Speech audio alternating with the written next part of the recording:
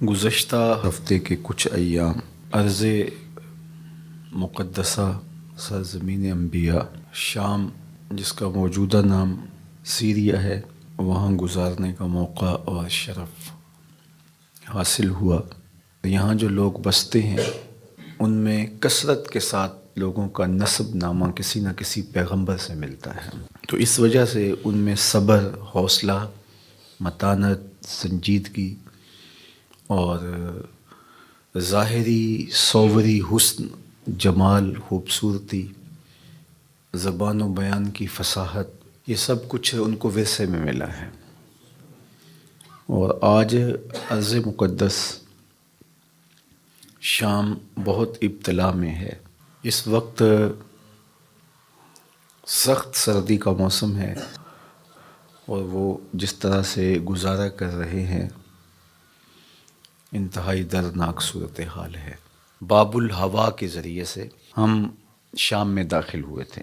شام کا علاقہ ادلب ہے، اس کا شہر سرمدہ اور اس کے نواح میں مشہد الروحین میں ادارۃ المصطفیٰ انٹرنیشنل کے زیر اہتمام گزشتہ کئی سالوں سے اللہ نے ہمیں ایک رہائشی منصوبے کی توفیق عطا کی تھی، تو ان مکانات کو دیکھنے کے لیے اور وہاں جو لوگ آباد ہیں ان سے ملنے کے لیے ہم حاضر ہوئے تھے۔ اور دوسرے مرحلے میں 40-45 کلومیٹر آگے خیمہ بستیاں ہیں، اور تقریباً 10 خیمہ بستیوں کے لیے اللہ نے کچھ توفیق دی تھی، تو ہم اس کے لیے حاضر ہوئے تھے۔ زبان بھی تھوڑی ساتھ نہیں دیتی کہ میں کہوں کہ ہم ان کی مدد کرنے گئے تھے، وہ تو خود پیغمبروں کی اولاد ہیں اور بڑے صابر اور شاکر لوگ میں نے دیکھے ہیں، اور بہت بری حالت ہے۔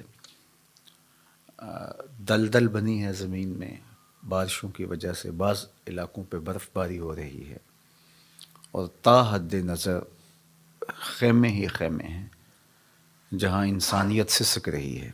کچھ خیمے ہیں وہاں صرف بچے ہیں، بیوگان ہیں، بوڑھے بچ گئے ہیں، جوان بہت کم دکھائی دیتے ہیں چونکہ وہ شہید کر دیے گئے۔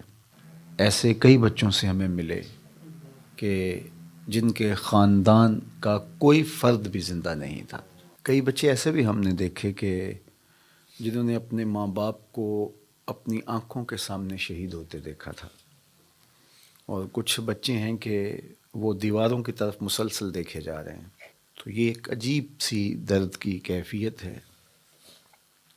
وہ کوئی مفلوق الحال نہیں تھے، اچھے گھروں کے بچے تھے، ماں باپ ان کا لاڈ دیکھتے تھے، ان کا پیار دیکھتے تھے، اور آج وہ خیموں میں پڑے ہوئے ایک ایک لقمے کے لیے ترس رہے ہیں۔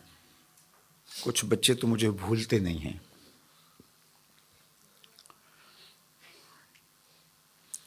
کچھ بچے ہاتھ پکڑ لیتے تھے، چھوڑتے نہیں تھے۔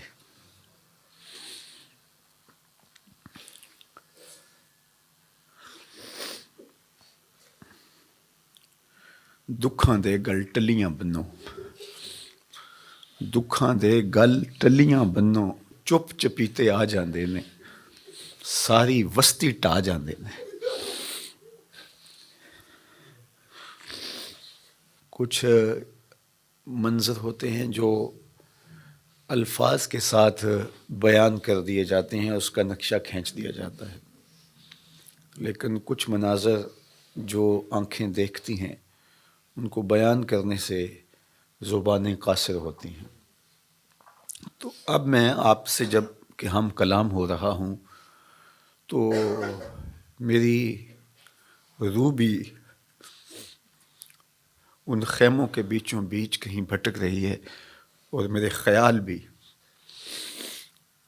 وہیں ان بچوں کے ساتھ جڑے ہوئے ہیں، اور میں بات آپ سے کر رہا ہوں، اور میری تمام تر توجہات اور میری تمام، کیا میں کہوں، میرے پاس لفظ ہی نہیں ہیں کہ میں ان کے درد کی تصویر کھینچ کے آپ کے سامنے رکھ سکوں۔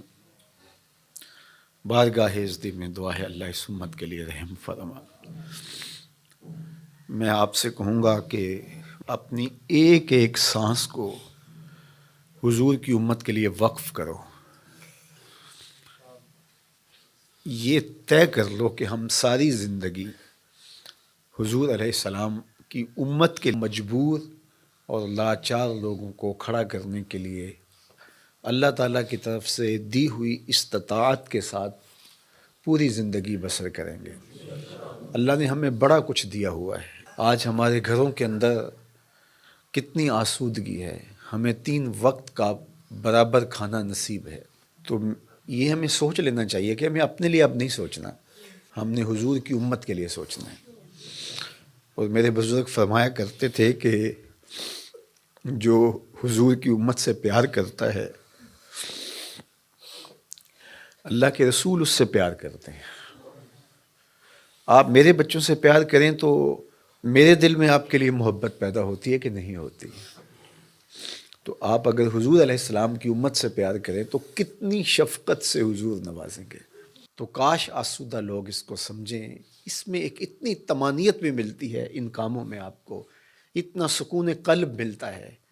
جب آپ محبت کرتے ہیں تو یتیم آپ کو مسکرا کے دیکھتا ہے اور اس کو آپ کو دیکھ کر کے 2 لمحوں کے لیے آسودگی ملتی ہے.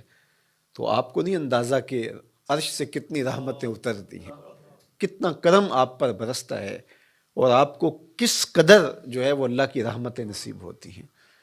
تو اللہ نصیب کرے اور ہمیں جو ہے وہ اس امت کے لیے کام کرنے کی توفیق دے. میں بھی عزم کرتا ہوں، آپ بھی عزم کریں کہ ساری زندگی حضور کے نام پہ گزاریں گے. ساری زندگی حضور علیہ السلام کی امت کے لیے، حضور علیہ السلام کے لائے ہوئے نظام کے لیے بسر کریں گے. یہ مشت خاک کام آ جائیں حضور کی امت کے لیے. کل حضور علیہ السلام کی بارگاہ میں پہنچے تو شرمندگی سے بچ جائیں.